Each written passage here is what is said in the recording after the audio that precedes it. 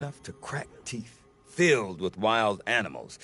You think they'd accept a little reasonably priced aid.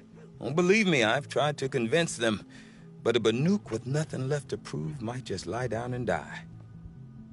And Aurea is the one who spoke about this daemon? That's right. Told Aratak and the others that it lives up on Thunder's drum, and they believed him. But you don't.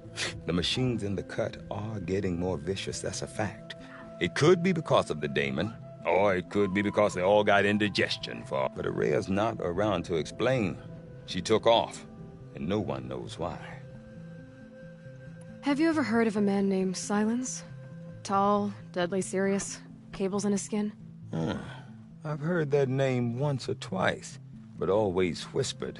Like some boogeyman the Banuk want to forget. I'm not sure what went down, but I got the impression he messed with the Conclave. Or they messed with him. Conclave? No idea how they all fit into one tent without those crazy headdresses getting locked up on each other. Aurea's been to that shindig, but when I asked her what it's like, she just gave me a dirty look. So if you want to know more, you'll have to find her and make her like you, I guess. Good luck.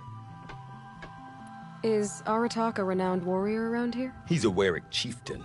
His voice carries a lot of respect. Not that you hear much of it. Man talks about as much as a dead fish. But when he and Aurea came to town with their Werik, it drew more Banuk to this little burg than I'd ever seen. Know what else I saw, Aloy? My own little trade route, stretching all the way back to the claim. Then, he goes and leads them off to their death at the claws of angry machines. So much for my best customers. What are these Weriks about, Bergrand? Some sort of tribe? Not like our clans back home.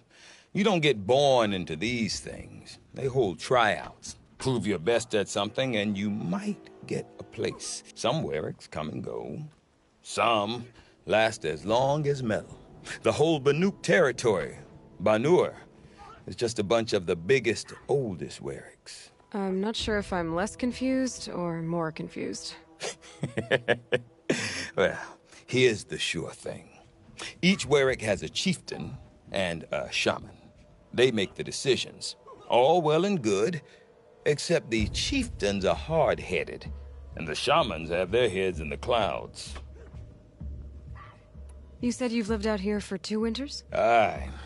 Back home, some fur traders told me about this steel-forsaken heap of tents. Good location.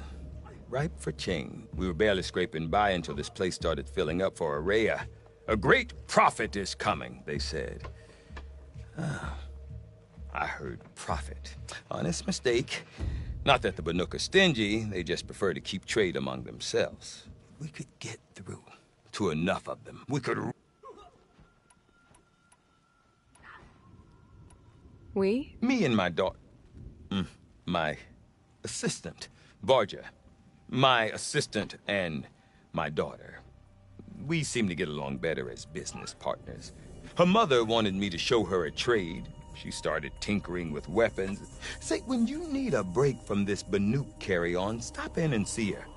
You're both, how do I put it? Women? No, independent.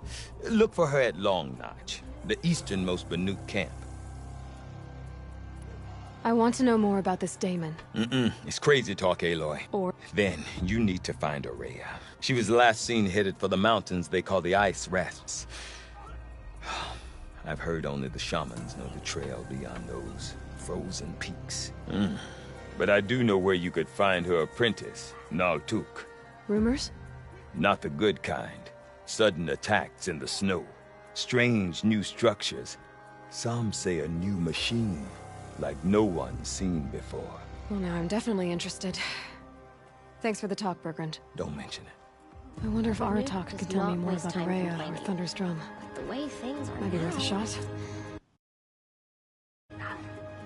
Weariness, hunger, aches and bruises. Reminders that you're still alive.